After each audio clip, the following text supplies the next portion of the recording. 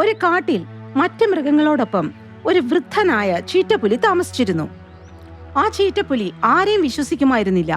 ഒരു ദിവസം അവൻ സ്വയം ഇങ്ങനെ പറഞ്ഞു: ചുറ്റും ശത്രുക്കൾ മാത്രമാണ് എനിക്ക്, ആരെയും വിശ്വസിക്കാൻ പറ്റില്ല. അതുകൊണ്ട് തന്നെ മറ്റു മൃഗങ്ങളെ തന്റെ സഹായത്തിനായി വിളിച്ച് അവരെ ചതിച്ച് കെണിയിൽപ്പെടുത്തി കൊന്ന് തന്റെ ആഹാരത്തിനുള്ള വഴിയൊരുക്കുമായിരുന്നു. ഒരു ദിവസം കൊഴുത്തൊരു മാനിനെ കണ്ട ചീറ്റപ്പുലി: മാൻകുഞ്ഞെ, എനിക്ക് വയസ്സായി, എനിക്ക് ഇവിടെ നിന്ന് എഴുന്നേക്കാൻ പോലും വയ്യ. എന്നെ ഒന്ന് സഹായിക്കുവോ മാൻകുഞ്ഞെ? പിന്നെന്താ, പറയൂ, എന്താ വേണ്ടത്?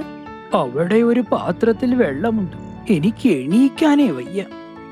മോൻ അതൊന്ന് എനിക്ക് എടുത്തു തരാമോ? അതെന്താ, ഞാൻ എടുത്തു തരാലോ. നിങ്ങൾ എന്റെ മുത്തശ്ശനെ പോലെയല്ലേ. മാൻ വെള്ളവും എടുത്ത് ചീറ്റപ്പുലിയുടെ അടുത്തെത്തി. ഉടനെ തന്നെ ചീറ്റപ്പുലി അവനെ വേട്ടയാടി തന്റെ ആഹാരമാക്കി. അടുത്ത ദിവസം ഒരു കുറുക്കൻ ആ വഴി വന്നു. അപ്പോൾ ചീറ്റപ്പുലി അവനോട്: എന്റെ കുറുക്കച്ച, എങ്ങോട്ടായി യാത്ര? നീ ഒന്നിങ്ങോട്ട് വന്നേ. ഉടനെ കുറുക്കൻ: വേണ്ട അമ്മാവാ, വേണ്ട, ഞാൻ നിങ്ങളുടെ അടുത്തേക്ക് വരുവേ ഇല്ല. എന്തു പറ്റി, പറയടോ. നിങ്ങള് മാനിനെ ചതിച്ച് കൊന്ന് തിന്നത് കാട്ടില് ഫുള്ള് പാട്ടായി കേട്ടാ. ഇത് കേട്ട കിളവൻ: ഇല്ല, ഇതൊരു നുണപ്രചരണമാണ്. ആ മാൻ അങ്ങനെയല്ല മരിച്ചത്. എനിക്ക് വേണ്ടി വെള്ളമെടുക്കാൻ പോകുമ്പോൾ കാല് തെന്നി തലയിടിച്ച് മരിച്ചതാ. ശരീരം അഴുകി ദുർനാറ്റം അടിക്കണ്ടല്ലോ എന്ന് വിചാരിച്ച് ഞാൻ അതിനെ തിന്നു. ഇതാണ് സത്യത്തിൽ നടന്നത്. ചീറ്റപ്പുലിയുടെ വാക്കുകൾ കേട്ട കുറുക്കൻ: എന്നെ മണ്ടനാക്കല്ലേ കിളവാ, എനിക്ക് അറിഞ്ഞൂടെ താൻ എന്താ മാനിനെ ചെയ്തെന്ന്. ശരി ശരി, നിനക്കെല്ലാം അറിയാമെങ്കിൽ നീ എനിക്കൊരു സഹായം ചെയ്യും. പകരം ഞാൻ നിനക്കൊരു സമ്മാനം തരാം. കൊതിപ്പിക്കാൻ നോക്കല്ലേ കിളവാ, നിന്റെ പരിപ്പൊന്നും എന്റെ അടുത്ത് വേവില്ല. കൊതിപ്പിക്കൊന്നുമല്ല, ഞാനൊരു വൃദ്ധനാണെന്ന് കരുതി എന്നെ സഹായിച്ചൂടെ? ശരി, നിനക്ക് എന്താ പറയാനുള്ളതെന്ന് പറ. നോക്കൂ, എനിക്ക് വയസ്സായി, വേട്ടയാടാനുള്ള ശക്തിയൊന്നും എനിക്കില്ല.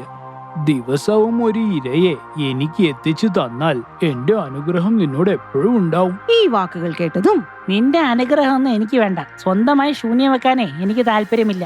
ഐ ആം സോറി കിളവാ. നിന്നെ സഹായിക്കാനേ വല്ല പൊട്ടന്മാരെ കിട്ടുമോ നോക്ക്. ഇതും പറഞ്ഞ കുറുക്കൻ അവിടുന്ന് സ്ഥലം വിട്ടു. പക്ഷെ ചീറ്റപ്പുലി തന്റെ പതിവ് ശൈലിയിൽ തന്നെ സഹായം ചോദിച്ച് ചതിച്ച് വേട്ടയാടി തിന്നുകൊണ്ടിരുന്നു. ചീറ്റപ്പുലിയുടെ ഈ പ്രവൃത്തി കാട്ടിലെ എല്ലാ മൃഗങ്ങളും അറിഞ്ഞു. ആ വഴി ആരും തന്നെ വരാതെയായി. അതുകൊണ്ട് തന്നെ ചീറ്റപ്പുലി പട്ടിണിയുമായി. പരിഹാരം കാണാൻ പറ്റാതെ ചീറ്റപ്പുലി: ഇനി ഈ കാട്ടിൽ എനിക്ക് ജീവിക്കാൻ പറ്റുമെന്ന് തോന്നുന്നില്ല. ഗ്രാമത്തിൽ പോകുന്നതായിരിക്കും ബുദ്ധി, അല്ലെങ്കിൽ ഞാൻ പട്ടിണി കൊണ്ട് മരിച്ചു പോകും. അങ്ങനെ ആലോചിച്ചുറച്ച ശേഷം ചീറ്റപ്പുലി ഗ്രാമത്തിലേക്ക് പോകാൻ ഒരുങ്ങി. പോകുന്ന വഴിക്ക് കുറെ മൃഗങ്ങളെ കണ്ടു. അവരൊക്കെ: അമ്മാ, കാശിയാത്രയ്ക്കാണോ? ഞാൻ എങ്ങോട്ട് പോയാ നിനക്കെന്താ? നീ എന്നെ സഹായിക്കുക പോലും ചെയ്തില്ലല്ലോ. ഗ്രാമത്തിൽ പോയി ജോലി എന്തെങ്കിലും ചെയ്ത് ജീവിക്കണം. ഒരു നേരമെങ്കിലും ഭക്ഷണം ശരിക്കും കഴിക്കാൻ പറ്റുമല്ലോ. ആളെ കളിയാക്കല്ലേ. ഞങ്ങൾക്ക് അറിഞ്ഞൂടെ നിനക്ക് എന്ത് ജോലി അറിയാന്ന്. പാവം മൃഗങ്ങളോട് സഹായം ചോദിച്ച് അവരെ ചതിച്ചു കൊന്ന് തിന്നുകല്ലേ തന്റെ പണി. ഇല്ല, ഞാൻ അതെല്ലാം നിർത്തി. നിനക്ക് വിശ്വാസമില്ലെങ്കിൽ നീ എൻ്റെ ഒപ്പം വന്നോ. നിനക്ക് അവിടെ വന്ന് കാണാമല്ലോ ഞാൻ സത്യമാണോ പറയുന്നത് അല്ലെങ്കിൽ കളവാണോ പറയുന്നതെന്ന്. ഇത് കേട്ട ഉടനെ: അയ്യോ വേണ്ട, താൻ പുണ്യാളച്ചനായാലും എനിക്ക് പ്രശ്നമില്ല. പക്ഷെ തന്റെ കൂടെ വന്ന് റിസ്ക് എടുക്കാൻ എന്നെ കിട്ടില്ല. അങ്ങനെ നടന്ന് തളർന്ന അവശനായ ചീറ്റപ്പുലി ഗ്രാമത്തിലെത്തിയ അവനെ കണ്ട് മനുഷ്യരുടെ വളർത്തുമൃഗങ്ങൾ പേടിച്ച് തങ്ങളുടെ വീടുകളിൽ ഒളിച്ചു. കാട്ടിലെ ചീറ്റപ്പുലി എന്തിനു ഗ്രാമത്തിൽ വന്നെന്നായിരുന്നു അവരുടെ കുഴപ്പം. ഇത് കണ്ട ചീറ്റപ്പുലി: അയ്യോ, നിങ്ങളാരും പേടിക്കണ്ട, ഞാനിവിടെ ഒരു ജോലി അന്വേഷിച്ചു വന്നതാ. ചീറ്റപ്പുലിയെ കണ്ട് പേടിച്ച് വളർത്തുമൃഗങ്ങളൊക്കെ അവരുടെ തലവനായ ആനമുഖ്യനെ കണ്ട് കാര്യങ്ങൾ അവതരിപ്പിച്ചു. ഉടനെ തന്നെ ആനമുഖ്യൻ ചീറ്റപ്പുലിയെ പഞ്ചായത്തിലേക്ക് വിളിപ്പിച്ചു. എന്താടോ ചീറ്റപ്പുലി, താൻ എന്തിനായി ഗ്രാമത്തിലേക്ക് വന്നത്? പറയൂ. മുഖ്യ, ഞാൻ ശരിക്കും ഒരു വൃദ്ധനായി. കാട്ടിൽ എനിക്ക് വേട്ടയാടാനുള്ള കഴിവ് നഷ്ടപ്പെട്ടു. അതുകൊണ്ടാണ് ഞാൻ ഗ്രാമത്തിൽ വന്ന് ഒരു ജോലി തേടാമെന്ന് ആലോചിച്ചത്. അതിനാണ് ഞാനിവിടെ എത്തിയത്. താൻ പറയുന്നത് സത്യമാണോടോ?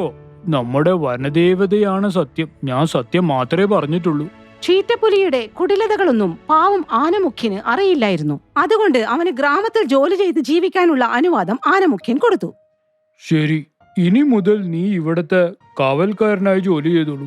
ആനമുഖ്യ, ഒരുപാട് നന്ദിയുണ്ട്. സന്തോഷം. എനിക്ക് ചെയ്യാൻ പറ്റുന്ന ജോലി തന്നെയാണിത്. നിങ്ങൾ ഇനി പേടിക്കാതെ ഇവിടെ ജീവിച്ചോളൂ. സത്യസന്ധമായിട്ടുള്ള ഒരു കാവൽക്കാരനായിരിക്കും ഞാൻ. ചീറ്റപ്പുലിയെ ഗ്രാമത്തിൽ താമസിക്കാൻ അനുവദിച്ച കാര്യം മനുഷ്യരുടെ ഗ്രാമത്തലവൻ അറിഞ്ഞു. അതുകൊണ്ട് ആനമുഖ്യനെ അയാൾ പഞ്ചായത്തിലേക്ക് വിളിപ്പിച്ചു. ആനമുഖ്യ, നിന്റെ സൽസ്വഭാവം കൊണ്ട് മാത്രമാണ് നീ കാട്ടിലും നാട്ടിലും പ്രശസ്തമായത്. അതുകൊണ്ടാണ് ഞങ്ങളുടെ വളർത്തു മൃഗങ്ങൾ നിന്നെ അവരുടെ മുഖ്യനാക്കിയത്. അതൊക്കെ പോട്ടെ, ഞാൻ കേട്ടല്ലോ താനൊരു കാട്ടുചീറ്റയ്ക്ക് താമസിക്കാൻ ഇവിടെ പെർമിഷൻ കൊടുത്തെന്ന്. പ്രസിഡന്റ് കേട്ടതൊക്കെ സത്യമാണ്. അങ്ങനെയാണെങ്കിൽ എനിക്കൊരു കാര്യം അറിയണം. ഗ്രാമത്തിലെ വളർത്തു മൃഗങ്ങളെയോ മനുഷ്യരെയോ ഈ ചീറ്റപ്പുലി കൊന്നു തിന്നാൽ തനിക്ക് അതിന്റെ ഉത്തരവാദിത്തം ഏറ്റെടുക്കാൻ പറ്റുമോ? നിങ്ങൾ വിചാരിക്കുന്ന പോലെ ഒന്നും നടക്കില്ല പ്രസിഡന്റ്. ആ ചീറ്റയ്ക്ക് വയസ്സായി. കാട്ടിൽ വേട്ടയാടാനുള്ള ശക്തി നഷ്ടപ്പെട്ട ചീറ്റ ഗ്രാമത്തിൽ ജോലി തേടിയാണ് വന്നത്. അതുകൊണ്ടാണ് ഞാൻ ഇവിടുത്തെ കാവൽക്കാരന്റെ ജോലി ആ വൃദ്ധന് കൊടുത്തത്. എന്തെങ്കിലും ഒന്ന് കഴിച്ച് ജീവിച്ചോട്ടെ. ആനമുഖ്യന്റെ വാക്കുകൾ കേട്ട ഗ്രാമത്തലവൻ പടുകിളവനായ ചീറ്റപ്പുലി ആരെയും കൊല്ലില്ല എന്ന് തന്നെ വിശ്വസിച്ചു. രാത്രിയിൽ ജോലിക്ക് പോയ ചീറ്റപ്പുലി ഇങ്ങനെ ആലോചിച്ചു. വനദേവത തന്ന അവസരമാണിത്. ബുദ്ധിയോടെ പ്രവർത്തിച്ചാൽ സുഖമായി ജീവിക്കാം. ഇങ്ങനെയൊക്കെ ചിന്തിച്ച ചീറ്റപ്പുലി തന്റെ ജോലിയിൽ പ്രവേശിച്ചു. തെരുവുകളിൽ ശബ്ദമുണ്ടാക്കി. കാവൽ തുടങ്ങി, കാവൽ തുടങ്ങി. അപ്പോഴാണ് 2 മൃഗങ്ങൾ ആ ഗ്രാമത്തിന്റെ ഉള്ളിലേക്ക് വന്നത്. ഇത് കണ്ട ചീറ്റപ്പുലി, സൂപ്പർ, ഇവന്മാരെ അടിച്ച് ഞാൻ ഇന്നത്തെ ഡിന്നറാക്കാം. മറ്റവർ ചോദിച്ചാൽ പറയാം ഇവരിവിടെ മോഷ്ടിക്കാൻ വന്നതാണെന്ന്. അപ്പോൾ തന്നെ ചീറ്റപ്പുലി ആ 2 മൃഗങ്ങളെയും ആക്രമിച്ചു കൊന്നു. ചീറ്റപ്പുലി നേരം പുലരാനായി കാത്തിരിക്കാൻ തുടങ്ങി. പക്ഷേ ചത്തുകിടക്കുന്ന മൃഗങ്ങളെ കണ്ടപ്പോൾ ചീറ്റപ്പുലിക്ക് കൊതിയൂറി. വിശന്നിട്ട് വയ്യ. നേരം പുലരുന്നവരിക്കും കാത്തിരിക്കണല്ലോ എന്റെ ഭഗവതി. നേരം വെളുത്തതും ചീറ്റപ്പുലി എല്ലാ മൃഗങ്ങളെയും വിളിച്ചുകൂട്ടി.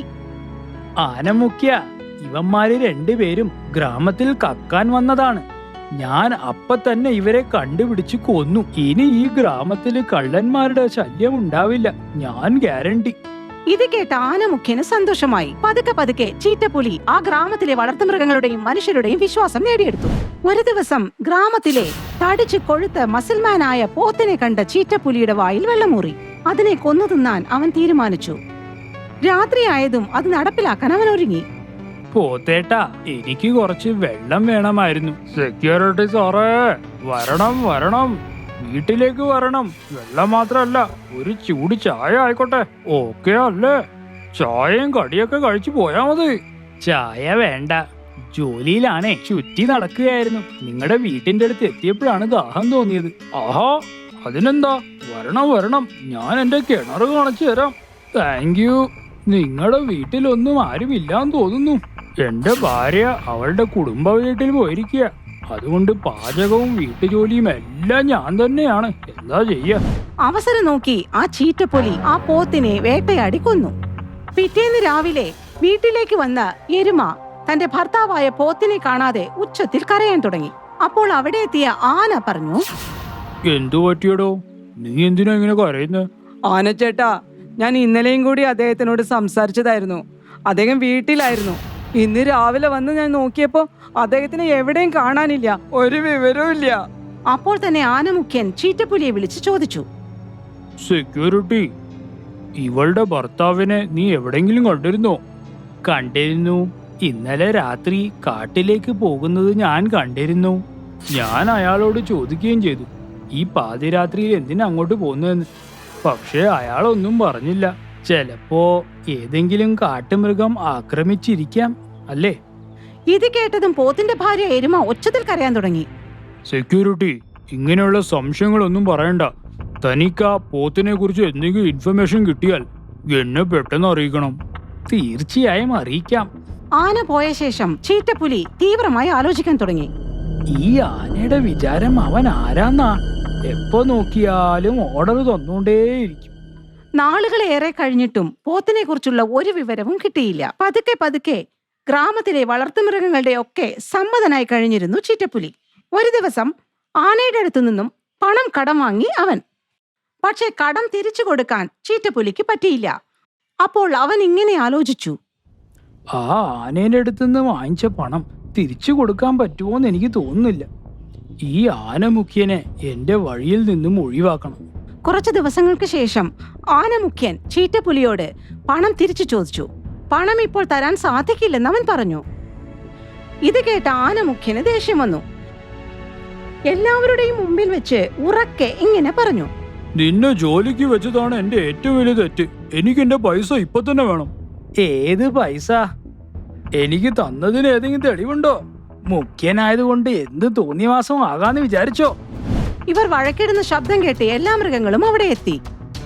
എല്ലാരും കേട്ടോളൂ, ഈ മുഖ്യൻ എന്നോട് കൈക്കൂലി ചോദിക്കുന്നു. ഞാൻ ഈ ഗ്രാമത്തിൽ ജീവിക്കണമെങ്കിൽ മുഖ്യന് കൈക്കൂലി കൊടുത്തേ പറ്റുമത്രേ.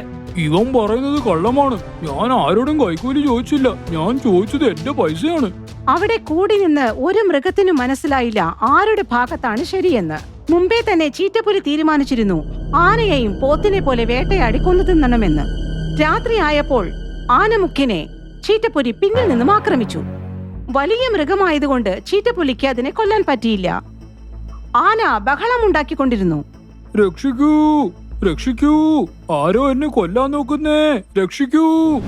ആനയുടെ ബഹളം കേട്ട എല്ലാ വളർത്തുമൃഗങ്ങളും വീട്ടിൽ നിന്നും പുറത്തു വന്നു. പേടിച്ച ചീറ്റപ്പുലി ഇരുളിൽ മറഞ്ഞിരുന്നു. അപ്പോൾ നായ പറഞ്ഞു: എന്ത് പറ്റി മുഖ്യ? ആരോ എന്നെ കൊല്ലാൻ നോക്കി. പക്ഷെ ഇരുട്ടായതുകൊണ്ട് എനിക്ക് ആരാന്ന് ശരിക്കും പിടികിട്ടിയില്ല. അവനെ കാണാൻ പറ്റിയില്ല. ഇത് കേട്ടപ്പോൾ നമ്മുടെ സെക്യൂരിറ്റി ഗാർഡ് എവിടെ പോയി? അതെല്ലോ, നമ്മുടെ സെക്യൂരിറ്റി ചേട്ടൻ എവിടെ പോയി? തന്റെ പേര് കേട്ടതും തന്നെ ചീറ്റപ്പുലി അവിടെ എത്തി. നിങ്ങൾ എന്നെ വിളിച്ചായിരുന്നോ? എന്തു പറ്റി? അപ്പോൾ അവിടെ ഉണ്ടായിരുന്ന കഴുത പറഞ്ഞു: എടോ സെക്യൂരിറ്റി, താൻ എവിടെയായിരുന്നു? നമ്മുടെ മുഖ്യനെ തന്നെ ആരോ ആക്രമിച്ചിരിക്കുന്നു. എന്താ നിങ്ങൾ ഈ പറയുന്നത്? ഞാൻ ഇവിടെ ഉള്ളപ്പോൾ മുഖ്യനെ ആരാ ആക്രമിച്ചത്? ചീറ്റപ്പുലിയുടെ നഖങ്ങളിൽ പറ്റിപ്പിടിച്ചിരുന്ന ചോര കാലുനായുടെ കണ്ണിൽ പെട്ടു. അവിടെ വെച്ചൊന്നും പറയാതെ ആനമുഖ്യനെ തനിച്ചു കണ്ട്: മുഖ്യ, വിഷമം തോന്നരുത്, ഞാനൊരു കാര്യം പറഞ്ഞോട്ടെ? പറയൂ. മുഖ്യ, ഞാൻ ആ ചീറ്റപ്പുലിയുടെ കാലിൽ ചോര കണ്ടു. ഇതെന്റെ തോന്നലല്ല, ഞാൻ ശരിക്കും കണ്ടതാ. നിങ്ങളെ ആക്രമിച്ചത് ആ ചീറ്റ തന്നെയാണ്. നായ പറഞ്ഞതിനെ കാര്യമായി എടുത്ത് ആന ചീറ്റപ്പുലിയെ രഹസ്യമായി നിരീക്ഷിക്കാൻ തുടങ്ങി. ഒരു രാത്രിയിൽ ചീറ്റപ്പുലി ഒരു വളർത്തുമൃഗത്തെ വേട്ടയാടി കൊന്നു തിന്നുന്നത് ആന കണ്ടു. കാലു പറഞ്ഞത് ശരിയാണല്ലോ, ചീറ്റയാണ് വില്ലൻ. ഇത് എന്റെ തന്നെ തെറ്റാണ്. ഈ ദുഷ്ടനെ എനിക്ക് മനസ്സിലാക്കാൻ പറ്റിയില്ല. ഇവന് ഭക്ഷണവും ജോലിയും പൈസയും സ്ഥലവും എല്ലാം കൊടുത്തിട്ട് ഇവൻ ഞങ്ങളെ തന്നെ കൊന്നു തിന്നുന്നു. പിറ്റേ ദിവസം തന്നെ ആനമുഖ്യൻ മൃഗശാലയിലെ അധികാരികളെ വിളിച്ച് ചീറ്റയെ കെണിയിൽ കുടുക്കി. എനിക്ക് മനസ്സിലായടാ, നീയാണ് എന്നെ ആക്രമിച്ചതെന്ന്. നീ ഞങ്ങളുടെ പല വളർത്തു മൃഗങ്ങളെയും ക്രൂരമായി കൊന്നു തിന്നിരിക്കുന്നു. നിന്നെ ഇവിടെ താമസിപ്പിച്ചാൽ ഞങ്ങൾ അപകടം ക്ഷണിച്ചു വരുത്തുന്ന പോലെയാണ്. അതുകൊണ്ട് ഇനി മുതൽ നീ ഒരു മൃഗശാലയിൽ കിടന്നാ മതിയടാ. അതിനുശേഷം മൃഗശാലക്കാർ ചീറ്റപ്പുലിയെ കൊണ്ടുപോയി. അങ്ങനെ ക്രൂരനും ചതിയനുമായ ചീറ്റപ്പുലിക്ക് തക്ക ശിക്ഷ കിട്ടി.